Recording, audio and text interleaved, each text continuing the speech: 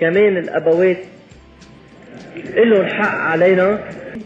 الأبوات عنا بيستاهلوا التفاتة كبيرة، ومنتأمل إنه العائلة اللبنانية تكون دايما متراسة الصفوف، تكون دايما مجموعة على بعضها، تكون دايما موحدة، لأنه بقدر ما العائلة بتكون صحيحة وسليمة بهالقدر هيدا المجتمع والوطن بيكون سليم وبيكون صحيح. وما حدا أدنى نحن كمعشر الكتائبيين يلي منؤمن بشعارنا الله والوطن والعائلة بيقدر يفهم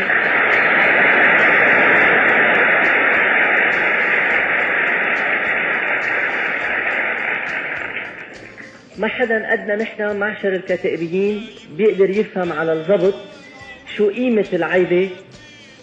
ما حدا بيقدر يقدر قيمة العائلة أدنى نحن، لأنه بشعارنا وبمنطلقاتنا الحزبية العائلة هي النواة الأساسية للوطن، والعائلة هي النقطة الأساسية يلي منها عملنا الوطني بينطلق لخلق المواطن الصالح ولخلق المجتمع الصالح.